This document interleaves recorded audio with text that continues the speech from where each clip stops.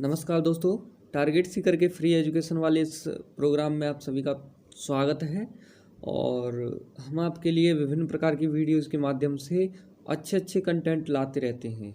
ठीक है, किसी दिन क्वेश्चन आंसर लेके आते हैं, किसी दिन कोई टॉपिक ले आते हैं, किसी दिन कोई बहुत ही महत्वपूर्ण ऐसे जीके के पॉइंट्स ले आते हैं जो आपके लिए बहुत ही महत्वपूर्ण साबित हो सकते हैं। किसी दिन कोई टेस्ट सीरीज़ ले आते हैं। ठीक है, तो उनको देखते रहिए। और जो परीक्षा के लिए महत्वपूर्ण साबित होते हैं और परीक्षा में आए हुए रहते हैं, पहले भी आए हुए होते हैं, उनको ही हम लेके आते हैं। ठीक है, तो इसलिए हम आपके लिए ऐसे कंटेंट ढूंढने की कोशिश करते हैं जिससे आपका लाभ हो, परीक्षा में आपके लिए बहुत ही महत्वपूर्ण प्रश्न बन सकें। ठीक है, ऐसे कंटेंट लाने की कोशिश करते हैं। ठीक है, और यदि आप इन कंटेंट्स का पूरा लाभ उठाना चाहते हो तो वीडियोस को पूरा देखिए। ठीक है, पूरा देखोगे तो क्या होगा कि कुछ भी चीज़ आपसे छूट नहीं पाएगी, और लास्ट तक पूरा देखोगे तो आपको कुछ ना कुछ नया ही मिलेगा। ठीक है, कोई भी चीज़ ऐसी नहीं रहेगी जिससे आप अनपरिचित रहो। ठीक है, अपरिचित नहीं रह पाओगे। ठीक है, प्रत्येक चीज़ आपकी समझ में आएगी और प्रत्येक चीज़ को आप आगे के लिए ध्यान में रख पाओगे।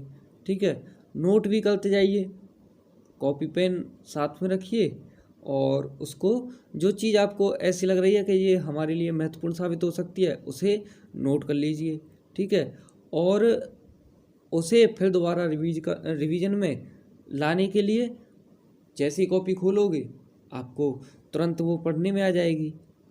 पेपर से पहले जैसे ही देखोगे क्या होगा, आप एक एक चीज़ को देख पाओगे कि कहाँ पर क्या लिखा हुआ है, और उन सभी पॉइंट्स को आप तुरंत लिख सकते हो जैसे ही हम बताते जा रहे हैं। ठीक है, और उनको बाद में जब देख लेना।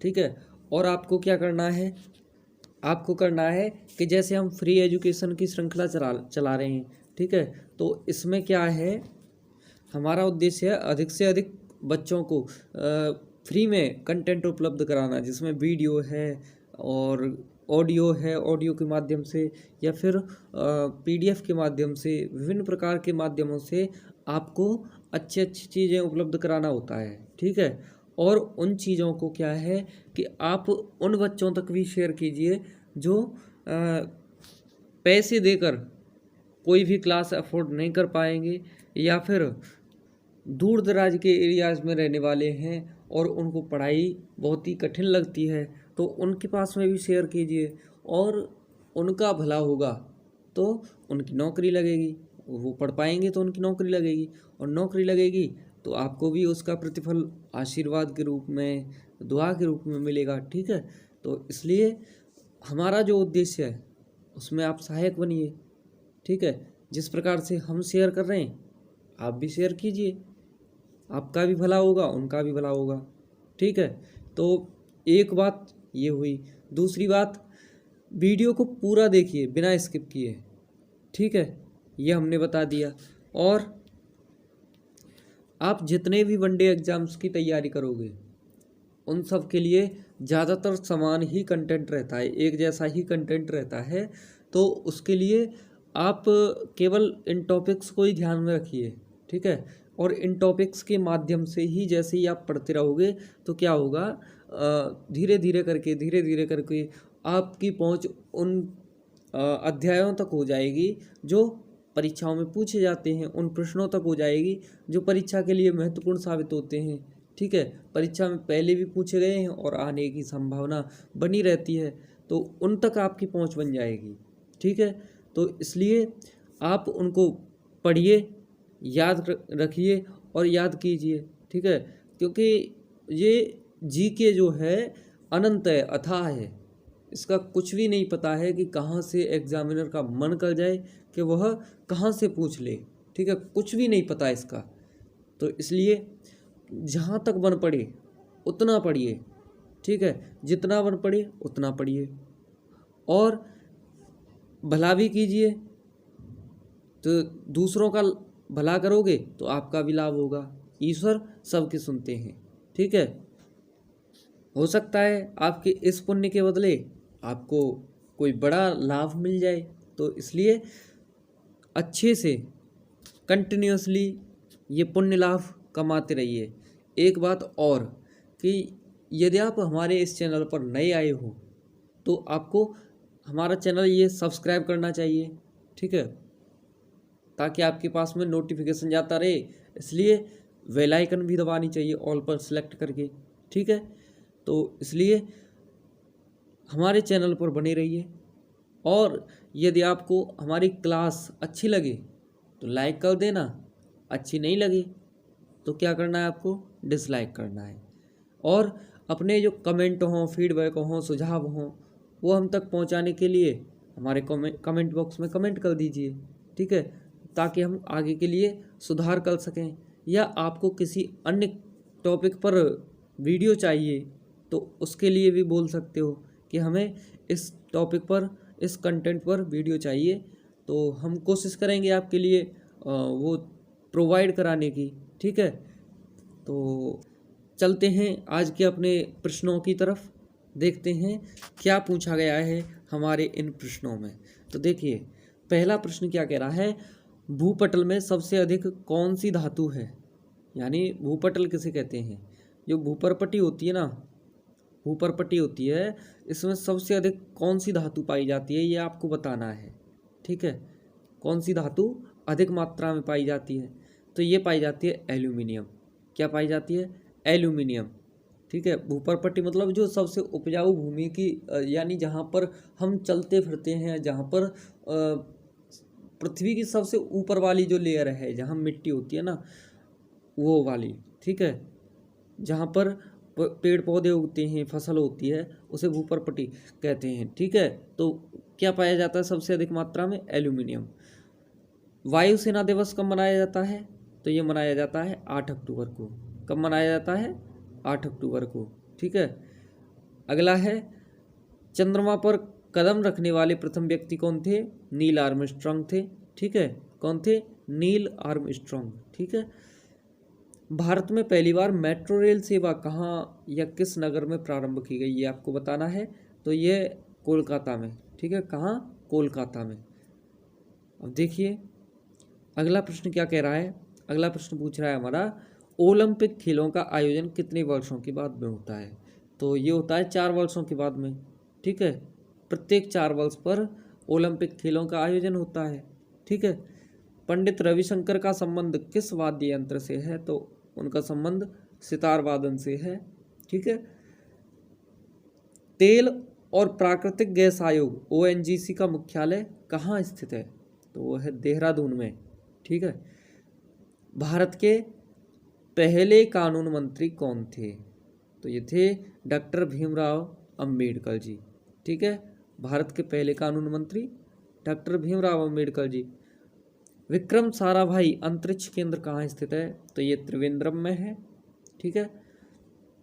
किस उपकरण द्वारा यांत्रिक ऊर्जा को विद्युत ऊर्जा में परिवर्तित किया जाता है, यांत्रिक ऊर्जा को विद्युत ऊर्जा में परिवर्तन किस यंत्र के द्वारा किया जाता है, डायनोमो के द्वारा।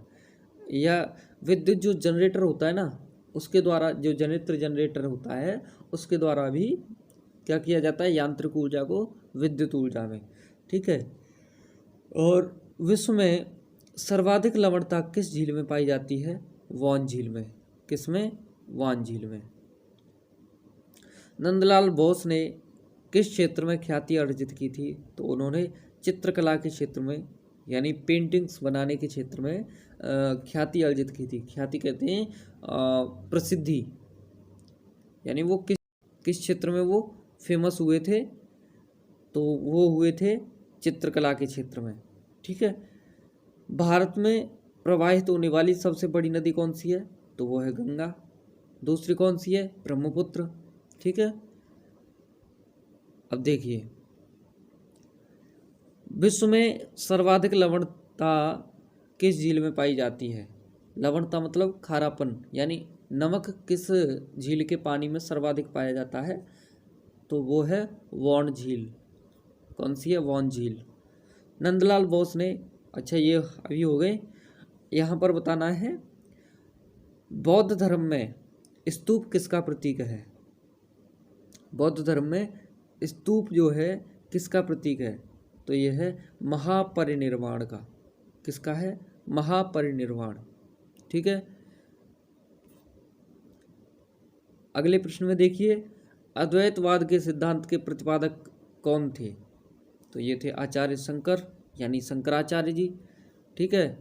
और इसी प्रकार से अनेक जो है सिद्धांत अनेक विद्वानों ने दिए हैं। अद्वैतवाद, द्वैताद्वैतवाद, शुद्धाद्वैतवाद, शुद्ध अद्वैतवाद। ठीक है। इस प्रकार से एकात्मवाद, एकात्मानवाद, इस प्रकार से अनेक जो है उन्होंने विद्वानों ने अपने अपने मत के अनुसार सिद्धांत प्रतिपादित किए हैं।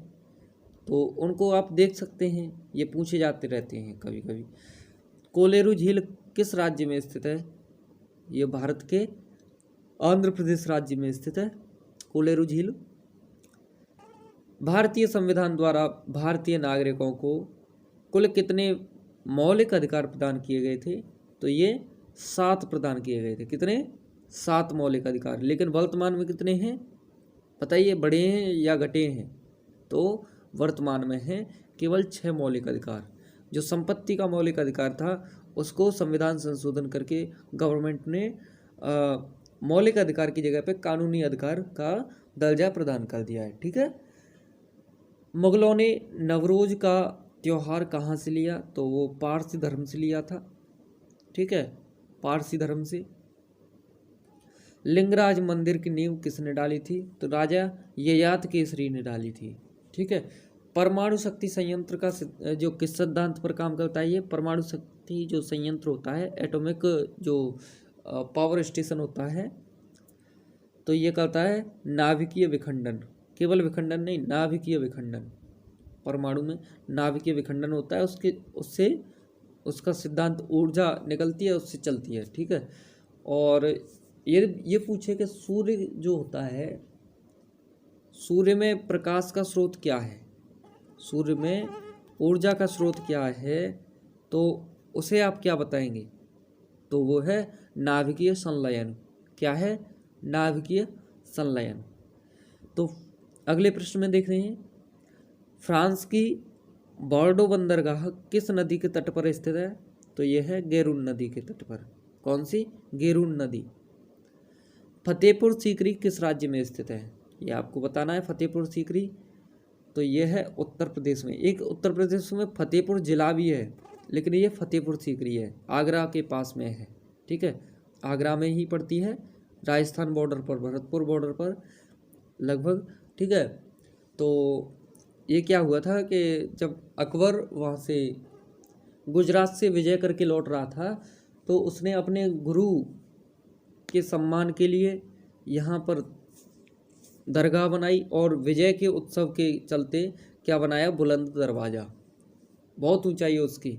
ठीक है, बुलंद दरवाज़ा और दरगाह बनवाई वहाँ पर एक। ठीक है।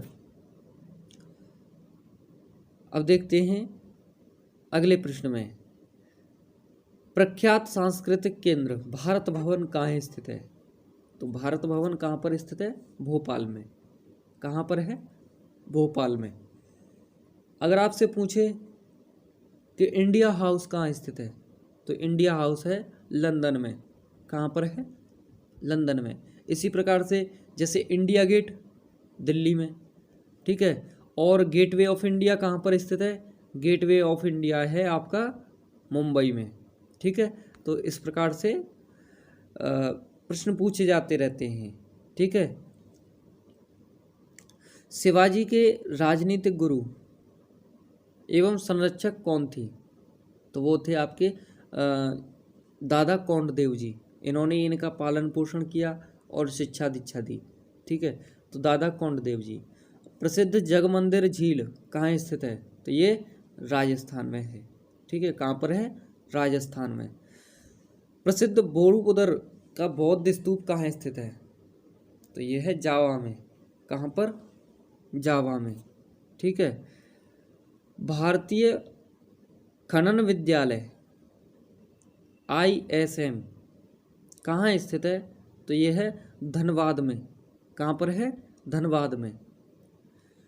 आज़ाद हिंद फौज की स्थापना कहाँ हुई थी? तो ये सिंगापुर में हुई थी, सिंगापुर में। और नेताजी जो सुभाष चंद्र बोस जी थे उनकी देखरेख में हुई थी। ठीक है, की किसने थी? तो की थी रास बिहारी बोस जी ने। रास बिहारी बोस जी ने वहाँ पे क्या किया? छिपे हुए वेश में थे तो इन्होंने पूरी फौज का गठन कर दिया अंग्रेजों से लड़ने के लिए। ठीक है, क्षेत्रफल की दृष्टि से विश्व में भारत का स्थान कौन सा है, ये आपको बताना है। तो क्षेत्रफल की दृष्टि से भारत का 7वां है, और जनसंख्या की दृष्टि से पहला वर्तमान में। ठीक है, पहले दूसरा था 2011 की जनगणना के अनुसार, लेकिन वर्तमान आंकड़ों के अनुसार अब पहला है। दूसरे नंबर पर चीन है। पहले नंबर पर चीन थी, दूसरे नंबर पर भारत था।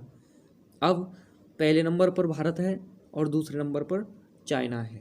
ठीक है, तो कारण क्या है कि हमारे यहाँ पॉपुलेशन बहुत तेज़ी से बढ़ रही है। ठीक है, और लगभग 140 करोड़ की आबादी हो चुकी है। तो इस वजह से हमारा जो पॉपुलेशन ग्रोथ रेट है वो बहुत हाई है। ठीक है, जाकिर हुसैन का संबंध किससे है? वो तबला वादन से है। ये गर्व की बात नहीं है कि पॉपुलेशन हाई है या पॉपुलेशन ज़्यादा है तो हमें गर्व करना चाहिए। ये बहुत चिंता का विषय है, क्योंकि हमारे पास में जो प्राकृतिक और विभिन्न प्रकार के संसाधन जो हैं सीमित हैं, बहुत ही कम हैं। कुछ मामलों में तो हम विदेशों पर भी निर्भर हैं। ठीक है, अन्य देशों से हमारे लिए आयात होता है अनेक प्रकार का सामान। ठीक है, तो उन संसाधनों को देखते हुए हमारे पास में उपभोक्ता ज़्यादा हैं। ठीक है, संसाधन कम, उपभोक्ता ज़्यादा। तो इस वजह से क्या होता है कि जो रेशियो होता है उपयोग करने वाले और व्यक्ति और उपयोग करने वाली वस्तु दोनों का, वो बहुत ही डामाडोल रहता है।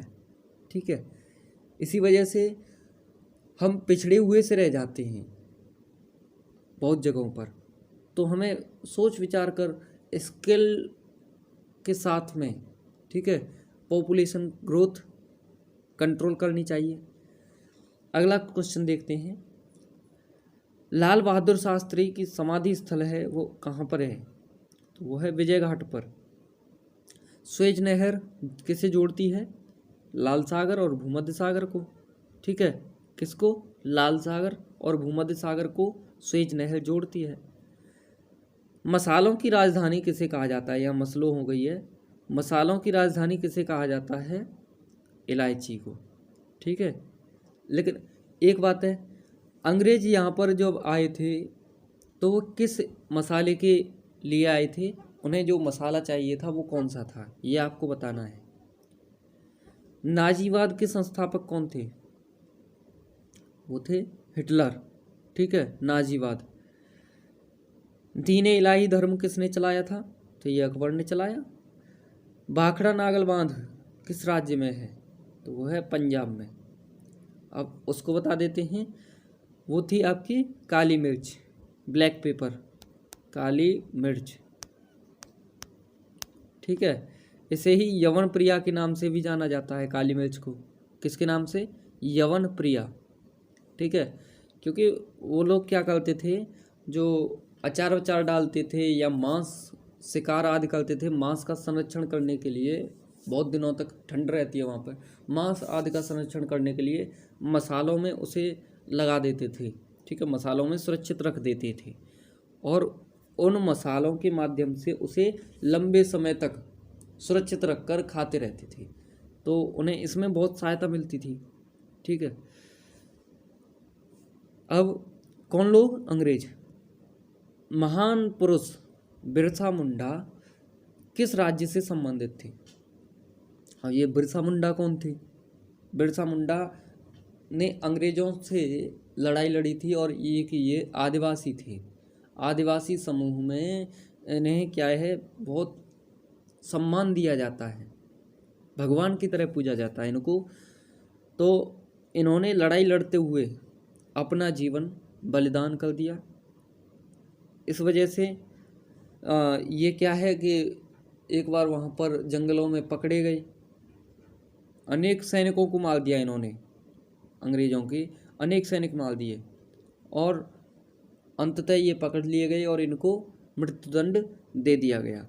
ठीक है, तो ये कहाँ से संबंधित थे? झारखंड राज्य से। ठीक है, किससे? झारखंड राज्य से। भारतीय सेना के सर्वोच्च कमांडर कौन होते हैं? तो ये होते हैं राष्ट्रपति जी। देखिए, सेना के प्रमुख 3 अंग हैं। ठीक है, और वे 3 अंग कौन कौन से हैं? भारतीय सेना जो थल सेना है, भारतीय वायुसेना और भारतीय नौसेना यानी जल सेना।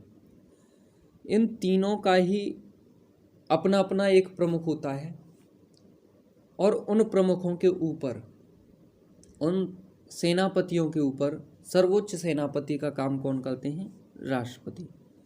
हालांकि जो अर्धसैनिक बल होते हैं, पुलिस बल होते हैं, उनको भी राष्ट्रपति के ऑर्डर मानने होते हैं। ठीक है, तो सर्वोच्च कमांडर कौन होते हैं? राष्ट्रपति। ठीक है, किसी भी युद्ध के लिए बाध्यकारी किसके वचनों के प्रति होते हैं? राष्ट्रपति के, क्योंकि प्रधानमंत्री भी इन्हीं के समकक्ष आ जाते हैं लगभग। परंतु प्रधानमंत्री की इतनी नहीं चलती इस मामले में, सैन्य मामले में, जितनी राष्ट्रपति जी की चलती है। इन्होंने कह दिया युद्ध होगा तो होगा, सेना आगे बढ़ेगी।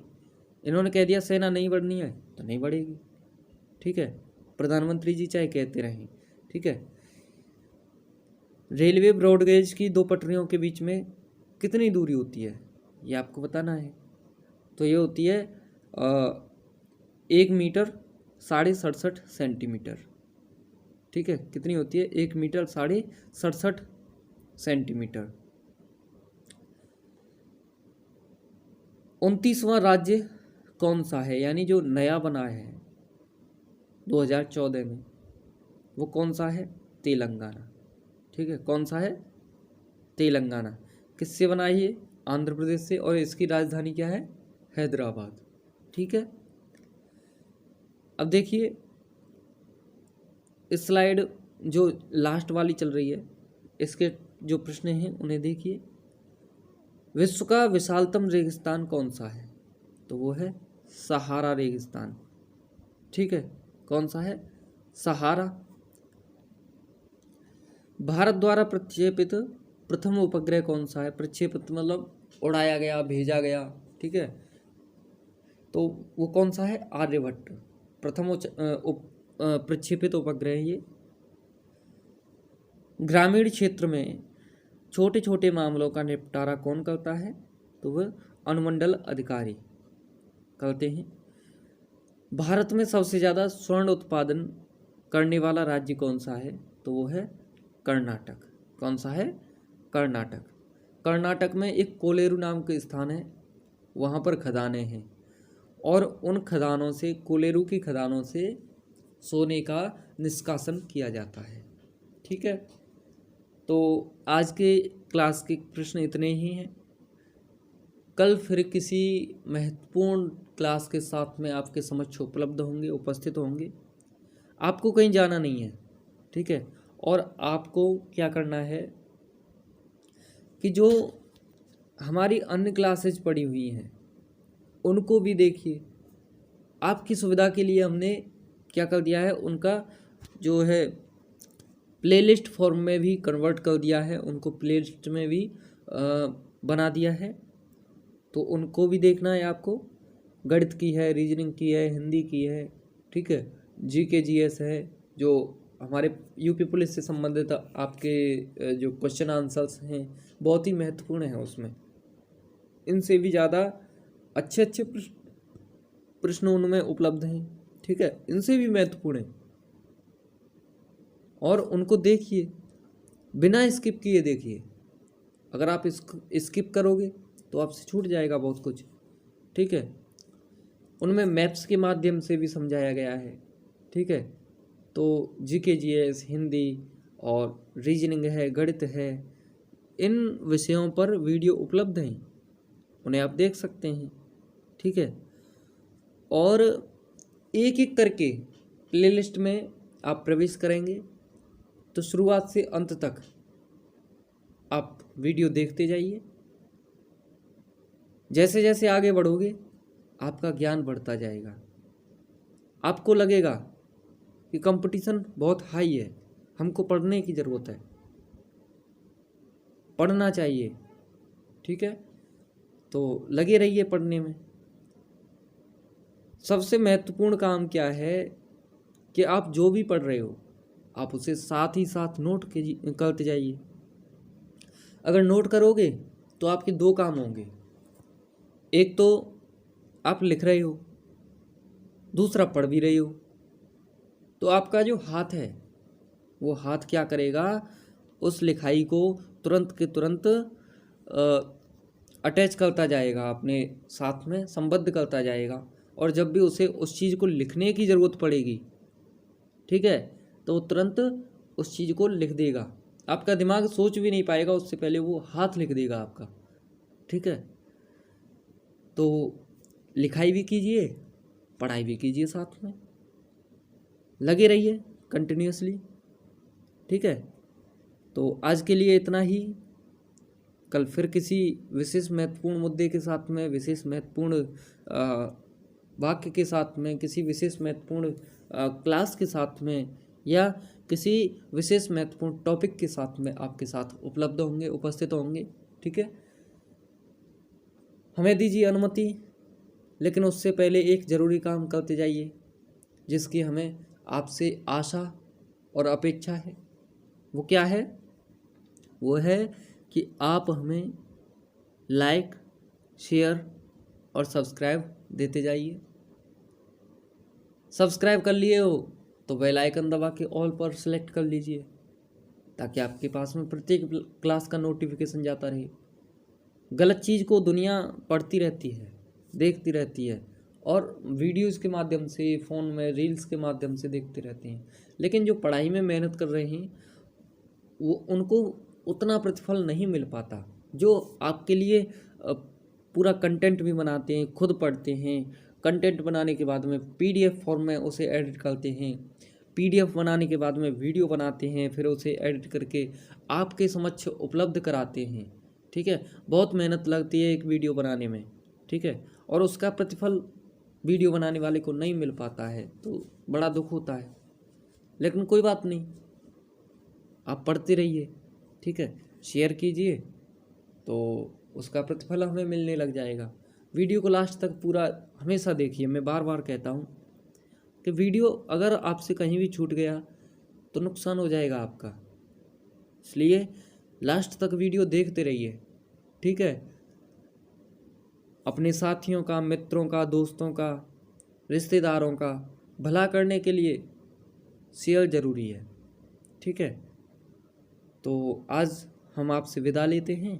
कल फिर किसी अच्छे से टॉपिक के साथ में आपसे मुलाकात होगी। जय हिंद, नमस्कार।